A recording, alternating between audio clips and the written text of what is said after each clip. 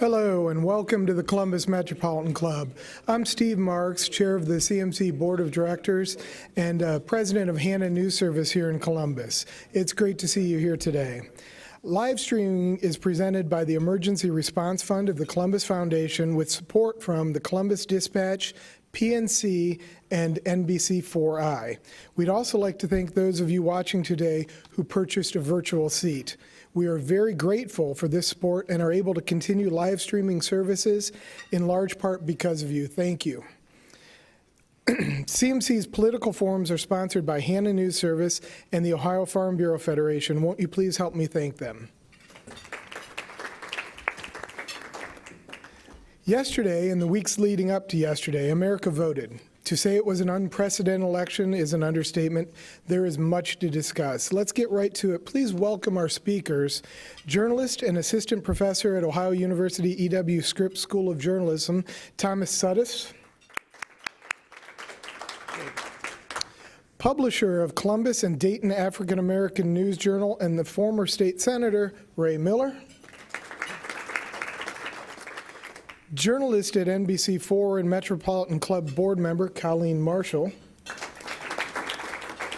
And our host today, political reporter at the Columbus Dispatch, Darrel Rowland. Darrel, the podium is yours. Thank you. And thanks to the Metropolitan Club, all those who are here socially distanced, safely, having a good meal at the Boathouse at the Confluence, and thanks to all of you joining us online. What do we have to talk about today? Anybody have any ideas? Whatever. Let's jump right in. Colleen, you have the middle seat up there. You're used to telling listeners what's going on in the world, in our country. What's going on in our country, Colleen? There was an election last night. All right. You and I know, both had late night seats. Of us were up to about 3 or 4 this morning. We are still waiting. For those of you who haven't heard updates within the last hour or so, I was listening to the Pennsylvania Governor and Secretary of State as I was getting ready to come here today. Pennsylvania, as much as people are saying, what's going on with Pennsylvania? Why is this taking so long? It is working exactly as the state of Pennsylvania wants it to work. They had some voting reform. They're using a new voting system for the first time this year. They say it all went smoothly. It's very much a county autonomous system where each county board of elections can decide for themselves how they're going to count those votes and when they are going to count those votes. And 7 counties, including a couple of big counties, did not start counting the votes for the people who voted early, who got in line and voted early until this morning. So they planned all along that it will take a few days in Pennsylvania. The governor assured everyone that it is going the way they want it to be, that every vote will be counted, that's a legitimate vote, and that they trust the outcome. As you know, the president does not trust that outcome of any vote that's counted the day after Election Day. So there will be a legal challenge to whatever happens in Pennsylvania. But there's a chance that this will be decided before we need to know the results of Pennsylvania. Right now, the latest numbers show that Joe Biden is ahead in Wisconsin and Michigan. I haven't heard an update on Georgia. I don't know if any of you have or not, but as of last night, when we did leave our newsrooms last night, Georgia was still counting some of the votes, particularly in the large urban areas, which you kind of assume might be going for Joe Biden. So what was interesting to me on the national level yesterday were the trends. The fact that the polls don't always work anymore the way we think they're going to do. I mean, look at Ohio. We were told, oh, Joe Biden has a chance. This is a state. Donald Trump won here again by 8 points. So the polls are not telling us what's happening. And the trends are showing, and I'll wrap this up. I don't want to take everyone's time, but the trends are showing, as expected, urban areas are shifting far more toward the Democratic Party. It's almost like if you look at the state of Ohio, we've got this divide. The urban areas are very blue. Every place else in the state is very red. Working men are going much more on the Republican ticket, and that's uniform across the country. We're seeing working class men, blue collar, male voters more likely to go for Donald Trump. The only thing that was surprising in the trends is that some of the older voters were going for Joe Biden this time around, which might have something to do with COVID and health care. So we're following the trends. What we don't have is final results. Thank you, Colleen. Tom, what about Ohio? Yeah, if you, and I wrote stories on this, if you look at the folks that aggregate the polls the right way and not just average the averages, we were actually the closest state in the country, according to those opinion polls. But when the polls closed last night, again, we should remind everyone we still have absentee votes to count in Ohio as well. We still have provisional votes, about 311,000 of those two altogether. Yeah. But gee, this year's map looks a lot like the map 4 years ago. So what happened in battleground Ohio, Tom? I wish I could tell you what, thank you everybody for being here, by the way.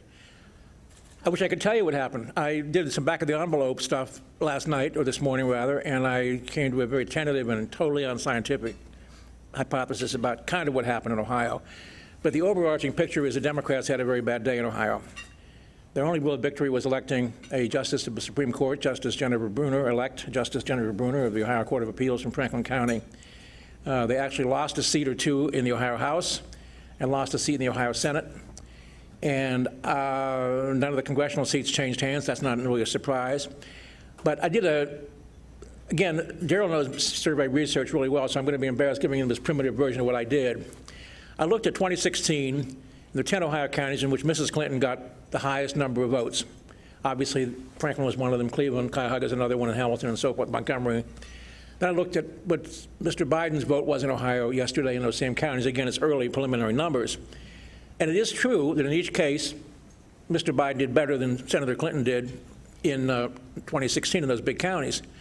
Then I thought to myself, well, that's not a total surprise, but it wasn't enough more to make a difference, because I looked at some counties then in which in 2016, President Trump had the greatest number of percentage of the overall vote in the given counties. And I'm going to tell you three counties I took, which in some respects are outliers to begin with for funny reasons I'll mention, but also I think revealed what the secret was of the Republican strategy about Mr. Trump's victory in the state. I looked at Putnam and Mercer and Holmes. They gave him more of their votes than any other county percentage-wise in the state in 2016. I didn't see what they did this time as far as percentage goes, but I do know they actually exceeded the totals they gave him in 2016 by several thousand votes in each case. I mentioned the exceptions are, of course, Holmes County is overwhelmingly Amish in its background, and Mercer and Putnam are probably the two most Catholic counties in the state. This I can document. I won't waste your time telling you why that's the case. So there are demographic exceptions there, but the fact is it looks to me as if what happened is the Trump campaign managed to squeeze every last possible vote out of anybody who maybe in 2016 in some counties had said, well, I'm not sure about Donald Trump for president. I'm not sure he's ready for this, or I'm not sure he should do this. I have doubts about this. They resolved the doubts in 2020 in favor of the president, I think, by getting really big mobilization in these other counties. And so I think, yes, the urban metropolitan divide is very real, but I also think the Democrats did not mobilize and get their troops as excited about voting for their candidate as the GOP did for Mr. Trump in a lot of places in the state. That's one thing about it. And I think that's a central issue and a central factor in what happened in Ohio yesterday. If I could cover real quickly. Sure. I've been covering elections for more than 40 years, and I think the base for Donald Trump has more passion and support for him than just about any other base I've ever seen, for whatever reason. And then the people who are against Donald Trump are kind of head-scratching and saying, who could support this guy? So you've got these two polar opposites, but his base is truly passionate and devoted to him in a way that we have not seen in very many candidates. That's true. Well, Senator Miller, as a longtime loyal Democrat, after 2016 was going to be so different in 2018 in the midterms. And it was a little bit in some legislative seats in suburban Ohio, but certainly not on a statewide level.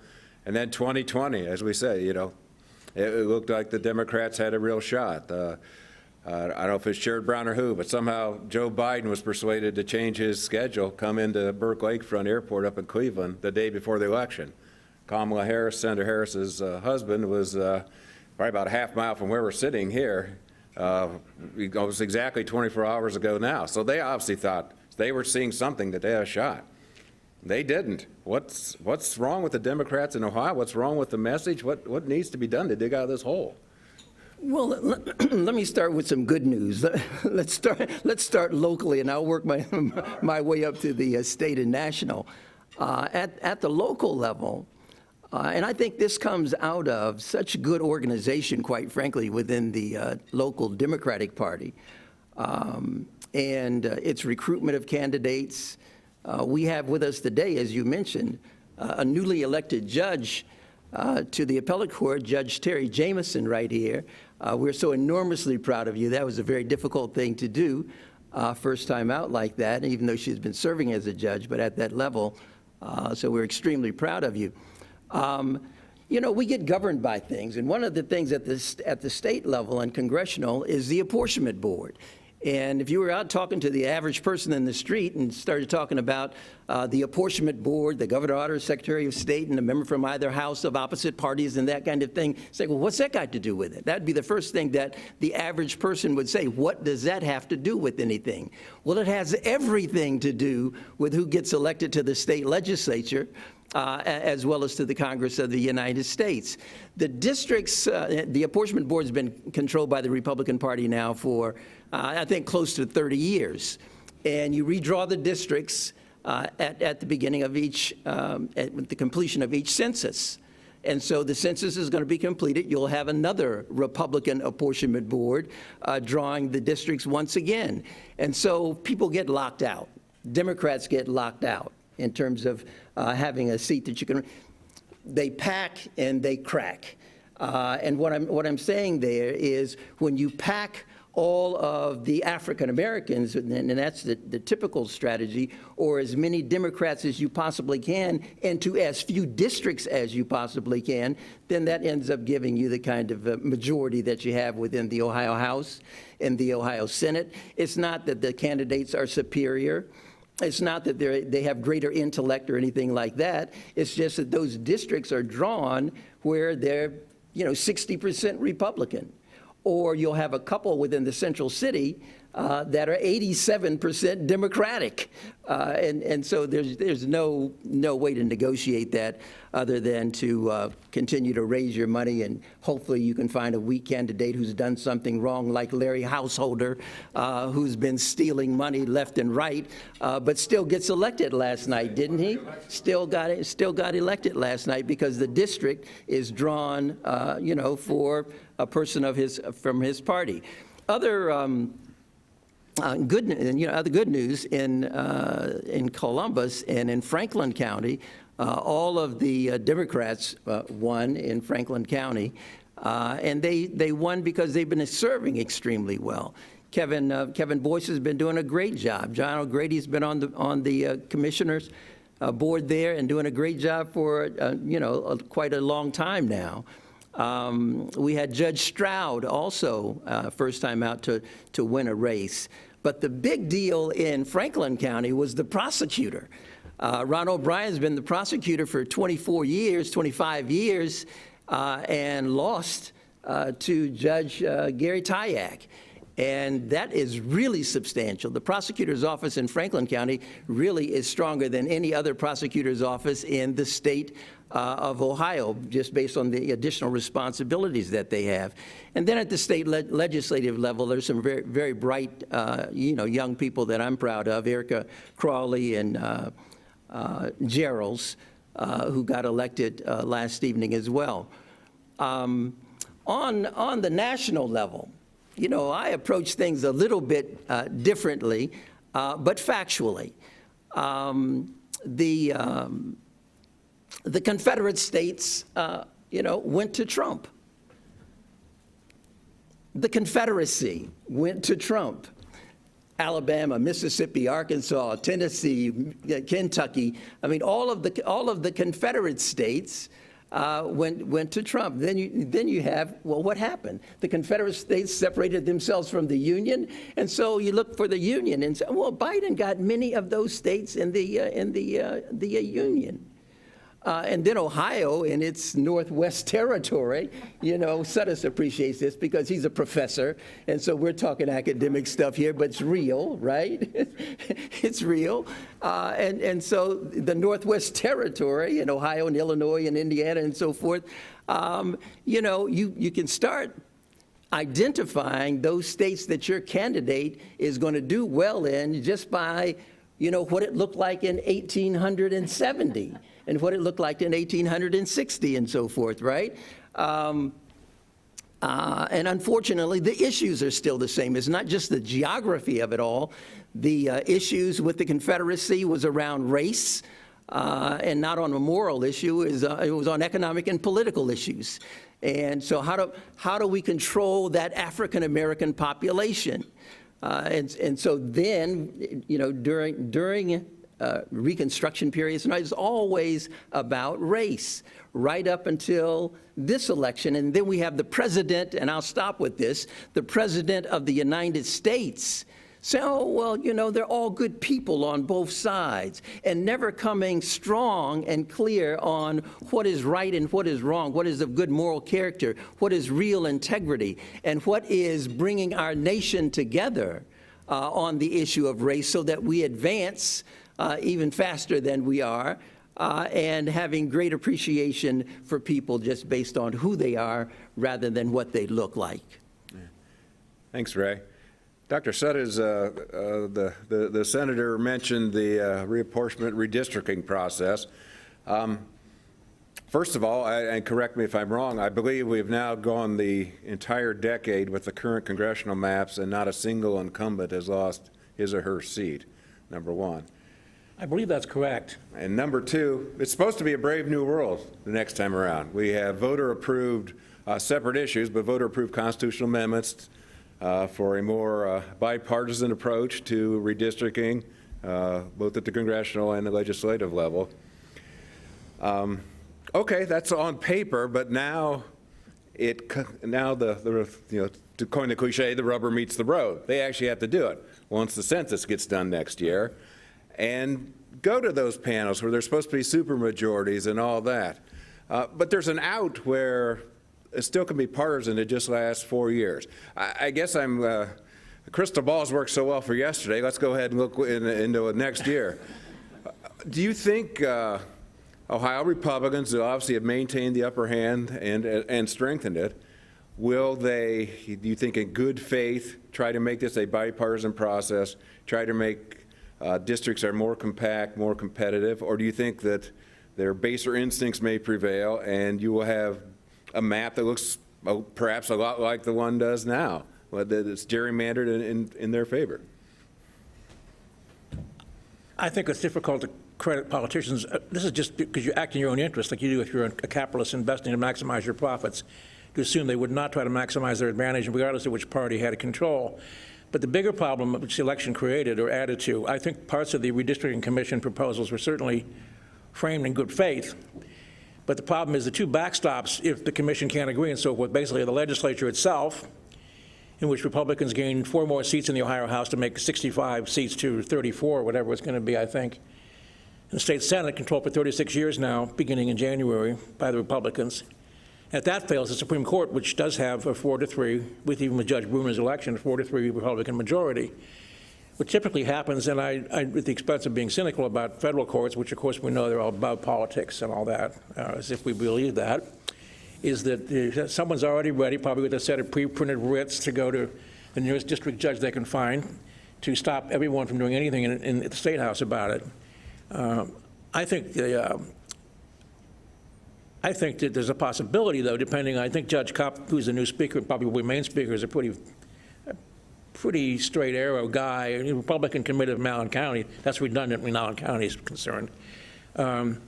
Might be willing to do what Speaker Rife used to do, which actually was, if we're going to lose any seats in Congress, we'll just give each party will lose one, and that did happen that way.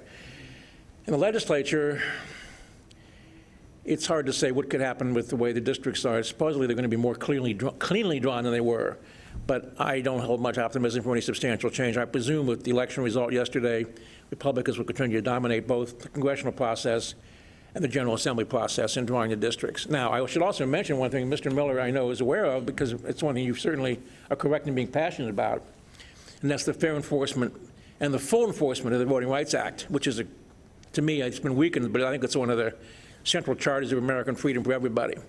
And that has implications for General Assembly redistricting and congressional redistricting as well. And depending on how it's done, of course, any plan can be vulnerable to a Voting Rights Act challenge if it, in effect, dilutes or draws down the political clout of non-Caucasian voters. That's at least a safety valve, depending on who the judges are and all the rest of it. So I think that's one thing we can think about. But the overall process, I think, will probably tend to be a pro-Republican process. And it would be the other way if Democrats were on the show, I suspect. Thank you. Colleen, let's jump back to the national level. I'm not sure, because it was in the, the middle of the night or 3 in the morning. The president's declaration to great cheers in the East Room that the county, basically the county should stop now, and I'm going to win all these states, and anything that happens beyond this is fraudulent, and I'm going to go straight to the Supreme Court, where, by the way, I just have picked 3 justices. Can you talk about that issue in 2 regards? One, more benignly perhaps, what does this do to confidence in the system? And does my vote count? Does my vote not count? And number 2, anyone who's driven, a mile or 2 from here through downtown Columbus has seen lots more windows suddenly boarded up, right? And this has happened in major cities everywhere. There was a new wall put around, new fence, unscalable fence put around the White House. There were legitimate, well, I won't call them legitimate. There were fears of violence. Do you think this, you hate to be apocalyptic. You always hope for the best but plan for the worst. But does that increase the prospect, you think? I think it does. And one thing that struck me last night, of course, I was watching the election results unfold on NBC, and I really like the way Chuck Todd can break down the numbers county by county. But the thing that struck me was once the president made his what can only be called a victory speech, he came out and declared himself the winner and questioned the legitimacy of any vote that is counted after Election Day. He said it was this was a system created for chaos to, basically to delegitimize his clear victory when there were millions of votes out there still to be counted. And what struck me in the middle of this speech as I'm watching it and thinking, wait, he's saying things that aren't true. He's saying that that's not true about Pennsylvania. That's not true about Michigan. What he's saying right now about Georgia, that's not true. And I'm sitting there listening to this, and all of a sudden, Savannah Guthrie cut in and said, we're breaking away from this because what the president is saying is not true. He is not the winner.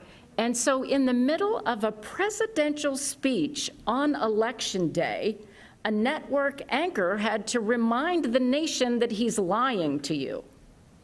But he's lying to you from a seat of power.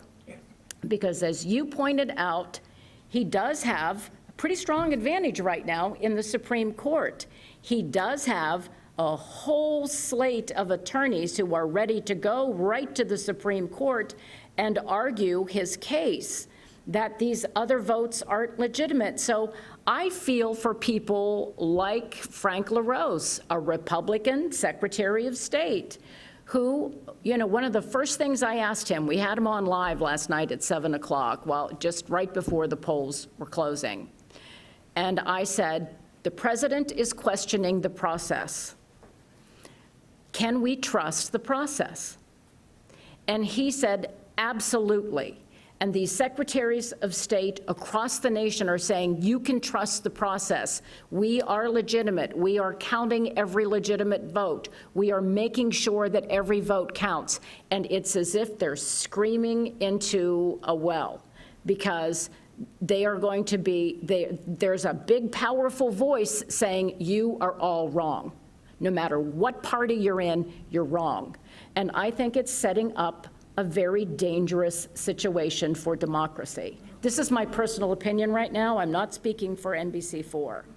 I think when you have people who are in charge, whose job it is to run and verify votes and to keep our election system secure, when you have them across the country saying, we are doing this right, and the President of the United States saying, you are doing that wrong, it's a real danger to the democratic voting process.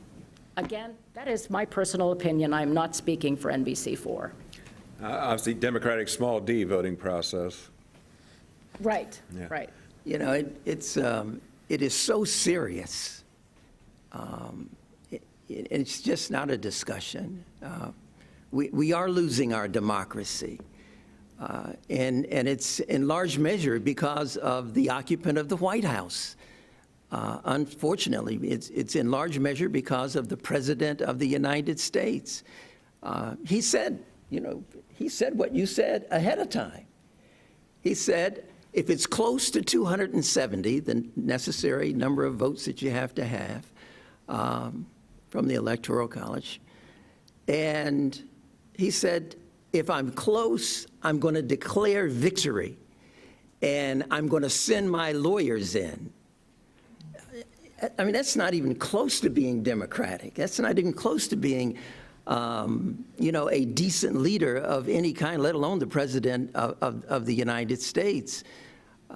It's a sad situation that we're in. We're going to have to step back and really take a serious look at how do we reclaim our democracy, because we're losing more every day than anything that even looks like a democratic form of government. Tom, a lot has happened in the past 4 years, and with the president, love him or hate him. Do you think, with what happened last night, was there a line crossed that was different last night? I think with all due respect to the president, I think he's crossed lots of lines from day one, most of his life. And I'm not being cynical. I want to tell you something important for me to tell you. There are people I've known for many years, and some of whom I love deeply, who I know voted for him in 2016 and 2020, and I totally respect their choice. They had every right to make that decision, as did anybody make the right to choose from any other candidate for office last night or any other time. So I'm not questioning anyone's motives, but I think we have to keep in mind something that, at the expense of sounding like I'm being Mr. PC, and I'm not, I assure you, is the question of how people have mobilized things like race and gender and other side issues. I mean, they're not even issues to me, but they're issues to many people, to mask the fact of economic inequality in our country. Again, I'm not talking about nationalizing everybody or anything like that, but I saw it happen in a funny way. I've seen it happen in a funny way with years of my career. I had the privilege at one point of working in Mississippi, which actually was a professionally great experience. It was. I kind of like the people there very much, both black and white. Their differences are still very strong there, but they learned to live with each other in a way, meaning that not in the subordination as much. But I was there in 1980 when then candidate Reagan went to the Neshoba County Fair. You recognize Neshoba County as the locus, you know this, where the 3 young men were murdered trying to help register black voters in Mississippi in 1964, I believe it was. And he went to that fair, and he said that he believed in states' rights, or local, I forget the exact word, but it was a Q word. And unfortunately, and again, I'm generalizing terribly, that people take advantage when they're in a minority position as a political party to mobilize against things like gender differences, racial differences, and cultural differences, to mask the fact that the real issue in our country is economic inequality to begin with, in my opinion.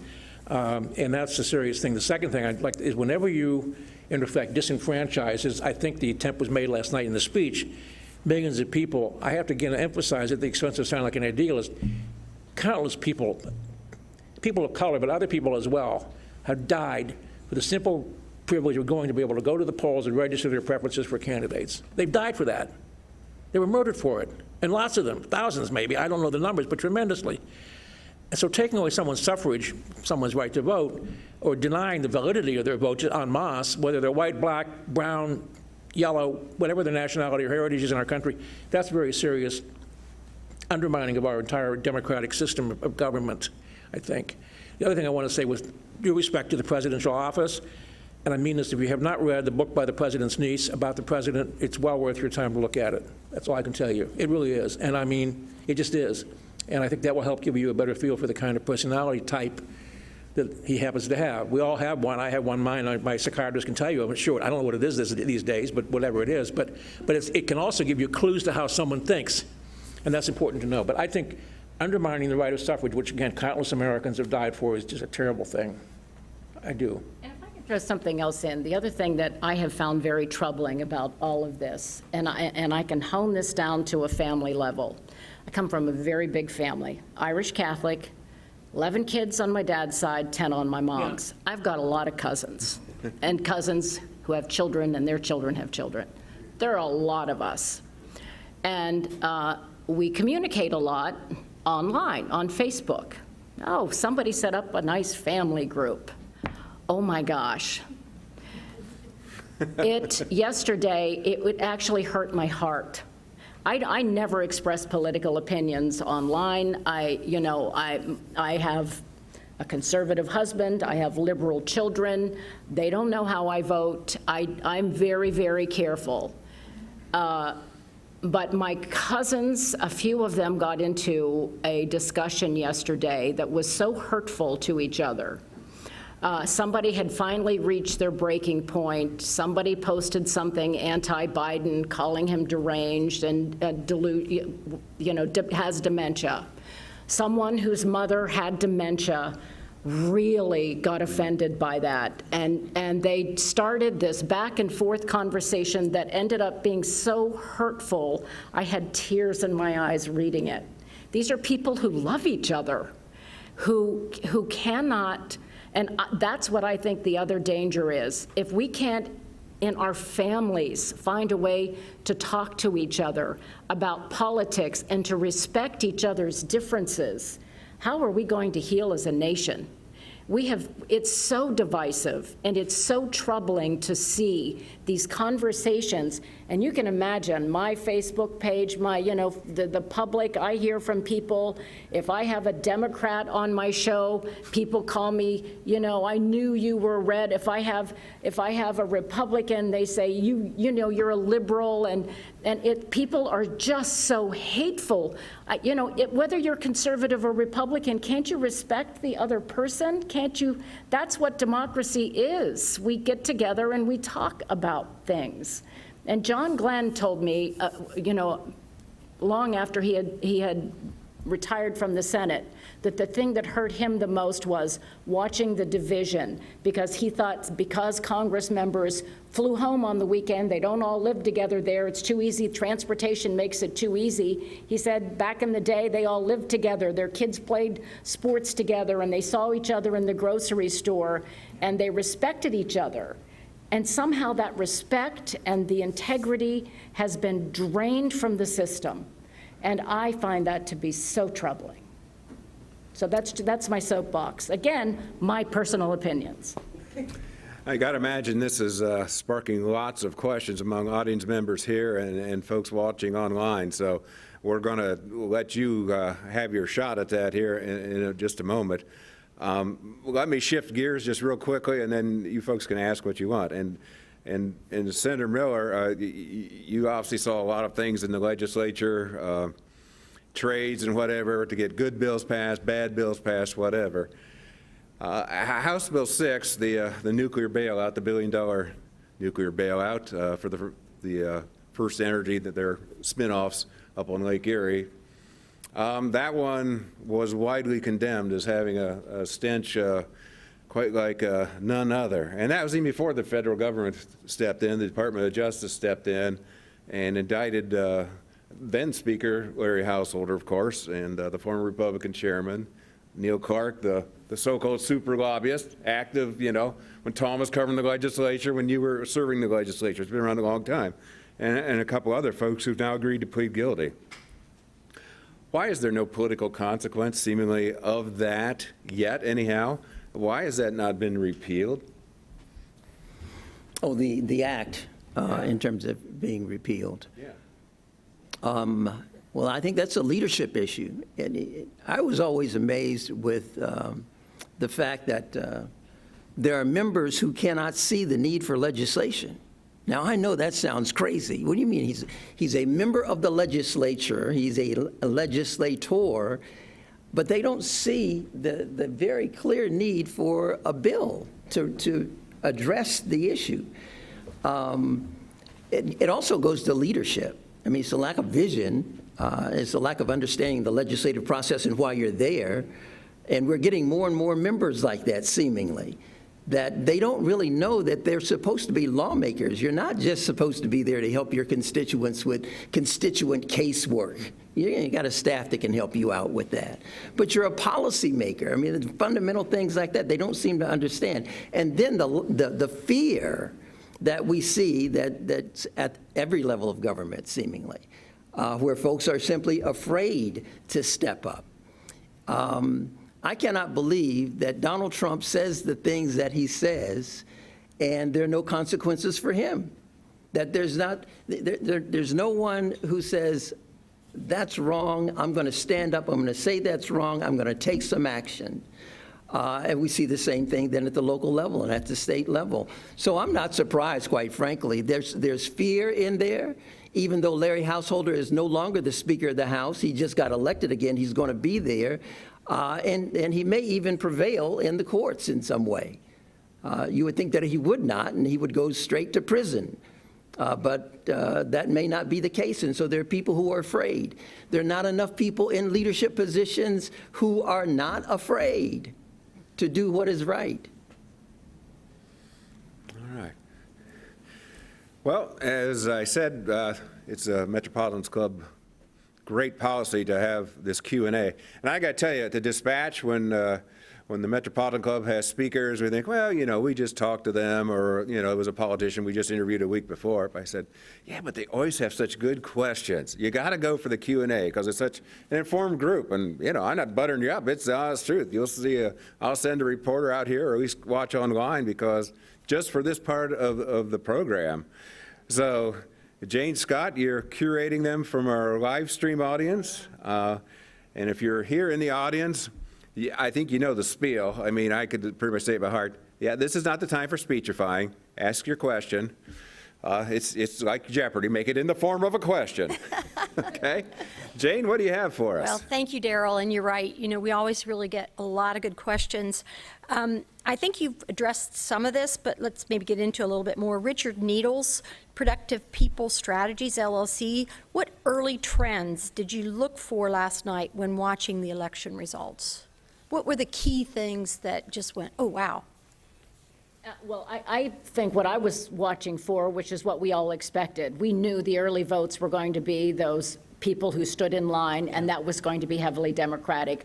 I think we were just watching at the beginning to see what we expected. Would it come true? And it did. Obviously, there was a shift later in the night. The in-person votes were more Republican. But I also was checking throughout the evening to see how reflective were these polls that we kept hearing about. And they really weren't too reflective of the reality. Didn't you think? Were you surprised by that? I was not, but not because I think that I'm suspicious of polling. I think that some people are less hesitant, or more hesitant than they ever were before, to reveal their opinions to strangers about the presidency because of the volatility of the president's manner, personality, and the controversy surrounding him. That's all. I think people just aren't always frank. That's my opinion. If polling is done correctly, it's right, it's accurate, but you can't account for people not being candid with you. Ray? Oh, I simply approached it in terms of who was going to break out from the Confederate States. Yeah. And I mean that. Oftentimes, the map goes up, and it's, okay, well, he's got this many electoral votes, and so you get focused on the state, and you get focused on the electoral votes, and I start with the Confederacy. Okay, so here are the Confederate states, and here's those states that are going to be won by Trump. And so what's the outliers there? Which ones are up for grabs, so to speak? Yeah, it really also emphasized that stark difference between the rural counties and the urban counties in this country, and that was nationwide. Mm-hmm. Big trends that just kept repeating themselves. I'm Carol Looper, and I have a question that piggybacks on what Tom said. You talk about people not being honest when they answer polling questions. And we know that people aren't always going to say what they're going to do because they may be afraid or because they just don't want you to know, or whatever reason, a person may answer a poll question and then go do something different. So why do we rely so heavily on polling? We have to have something to talk about.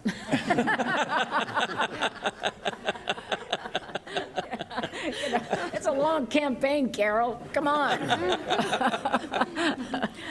I don't know why we rely so heavily on polls, but I follow them all the time. Don't you? Because people want to know the future. Why do we still want horoscopes in newspapers? People want to know the future. I mean, I'm not equating with horoscopes, but that's just human uncertainty. I've always believed that the central quest of human life from the time we're born is the quest for certainty.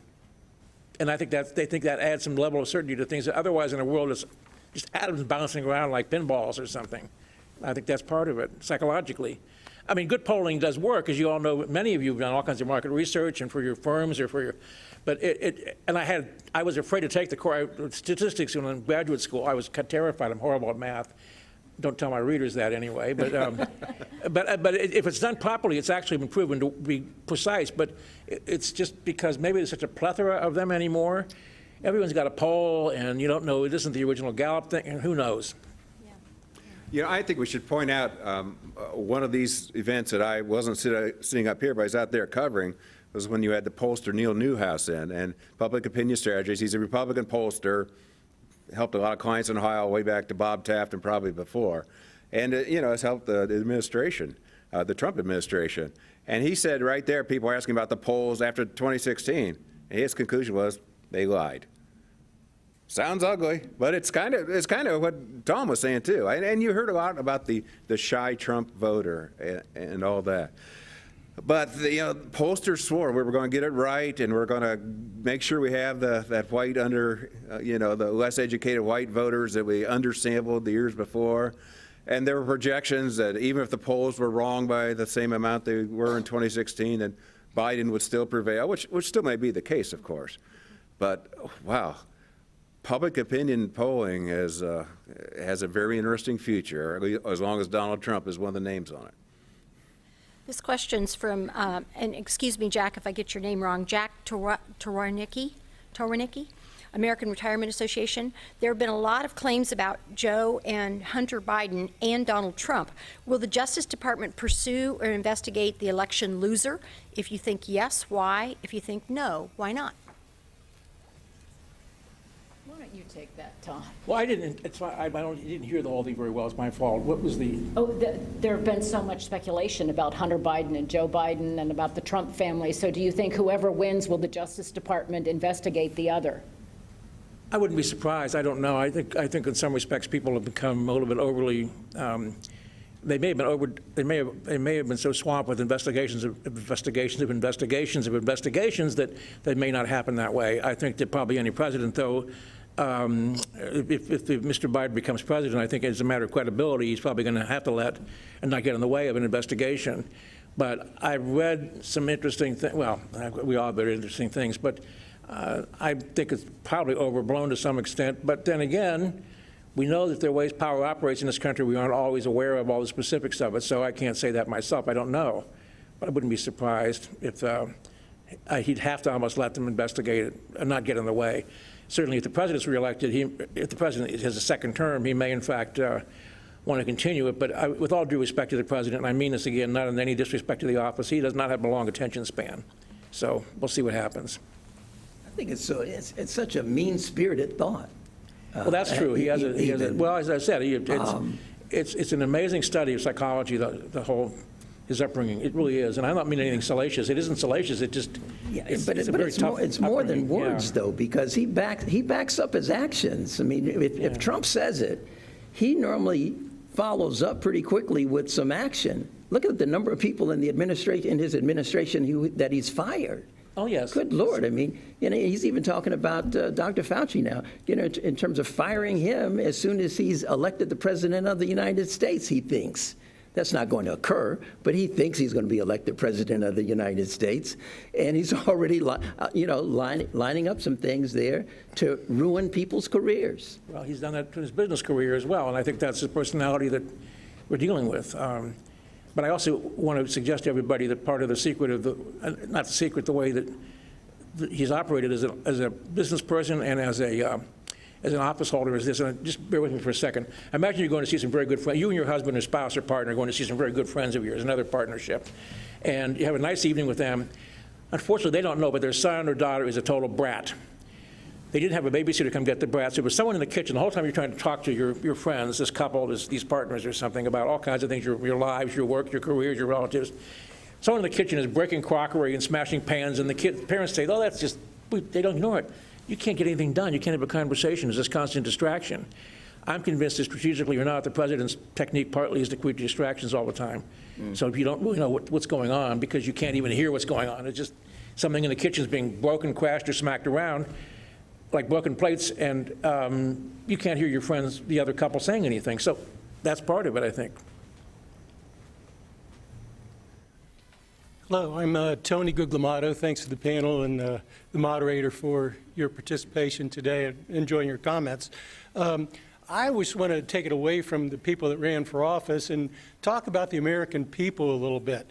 Honesty, morality, equality, civility, science, those were all things that I think all of us in this room probably grew up with, and they seem to be out the window now. So what is accentuating that? My question is, are the algorithms that all the social media are using, how much is that influencing and changing the actual character of the American populace? How the algorithms are changing? Social media. I have long said that social media has changed the national conversation. It's one of the best things that ever happened, and it's one of the worst things that ever happened. It's certainly one of the worst things that happened to the credibility of journalists, because everyone thinks they're a journalist now. I can go online, I can write this up, and I'm sending it out to the world, and my message is important, and it can have my opinion in it, and I don't have to fact check it, and I don't have to verify it, and I can tell people that this is what I heard, and this is legitimate. And there are so many right-wing and left-wing organizations out there that fashion themselves as news-releasing organizations that are just sending out lies every day and sending it out on a mass level. And I think that it has not only hurt the cultural conversation, I think it has called into question the credibility. I mean, I take great pride in reporting things that I can verify, that I can fact check, that I can multiple source, that I can get many people to talk about, can I verify this with a multiple sources? That doesn't happen on the internet. And I think that again, this is my personal opinion, it's a great thing the way we can communicate with family all across the country, and it is a terrible thing the way that lies can be sent out at the speed of light. I think, unless Ray was going to say something about that. Do you have any take on that, Ray?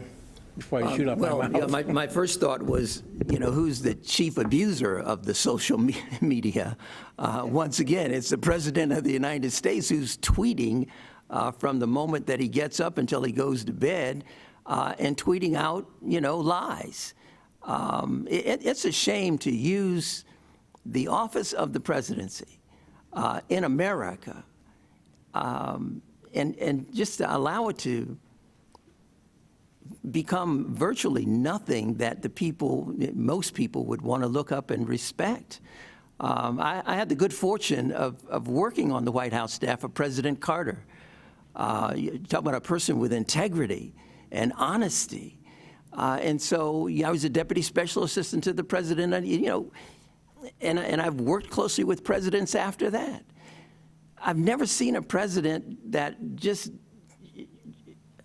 there's not a word for it. There's not a word for what he's doing to the presidency and America, and the kinds of things that he says and the way in which he said. There's no, you mentioned the word morality and integrity, and there's none of that that we have from this president, unfortunately. And so that spills over to the people.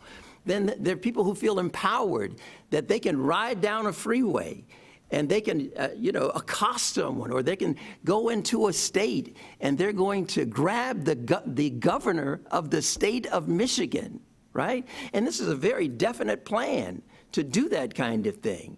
And so you think people are not afraid to take some action? You sure they're afraid. There are people who didn't even vote yesterday because they were afraid that they may go to the polls and they're going to be accosted, particularly if they're African American, with the kinds of things that's been said. And so, we as a people, we as Americans, we as brothers and sisters, all regardless of skin color, we've got to come together to reclaim the country, really, and to look definitely about those things that we're not going to allow to happen within our country, within our America. What I've thought time and again, forgetting the politics and the specific policies and decisions of the preceding president, I keep thinking of the dignity with which the predecessor, Mr. Obama, conducted himself as a representative of our country. And I keep wondering what Europeans and people in Asia and Africa and Latin America, seeing the contrast between the incumbent's demeanor and the dignity with which the previous first couple conducted themselves as representatives of our country. I think it's a shocking difference, frankly, and I wish so long for anyone to be more dignified than they've been currently, because I worry about how we look to the rest of the world, frankly. And I think the contrast is shocking when you think about it, but that's me. Hi, I'm Lee Martin with Rimkus Consulting Group, and I certainly agree with all the statements I'm hearing about the lack of honesty and civility in the political process. I asked here recently when we might expect some honesty in the political process, and I was essentially told I wouldn't live that long, so we won't worry about that. What I'm concerned, I'm seeing both of these parties spending billions of dollars fighting with each other and doing absolutely nothing to solve the problems of the people in this country, like the businesses I see going out in Clintonville and other places besides just my own neighborhood.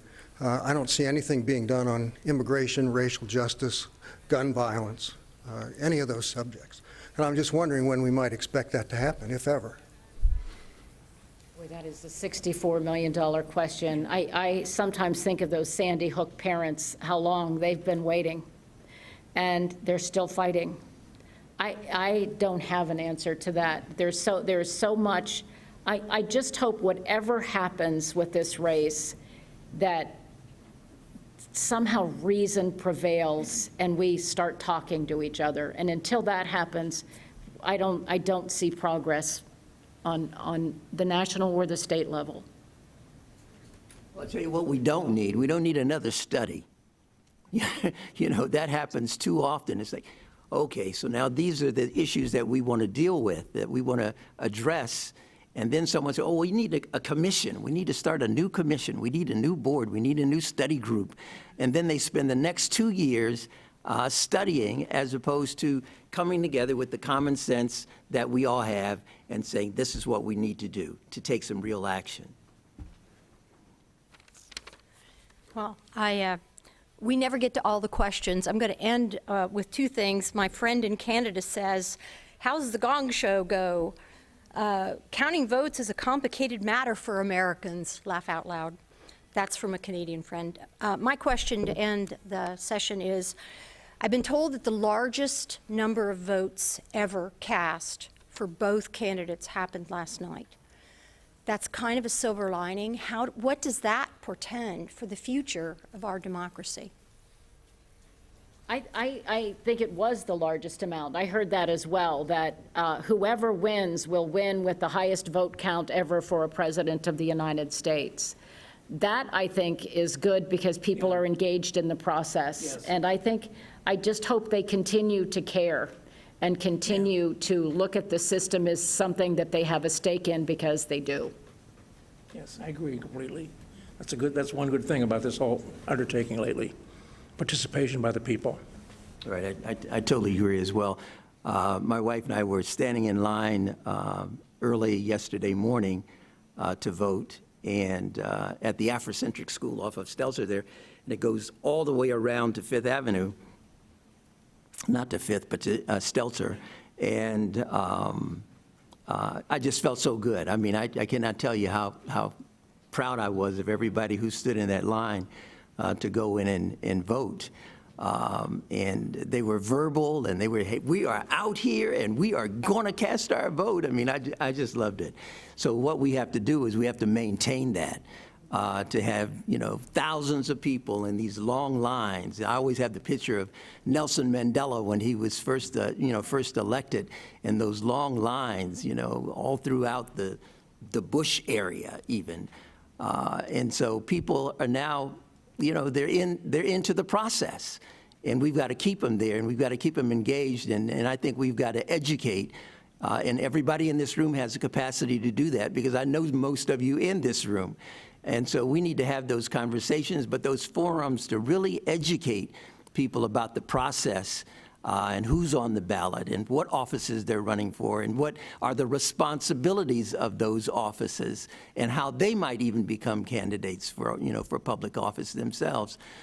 So I think we all need to put on our agenda to do more political education.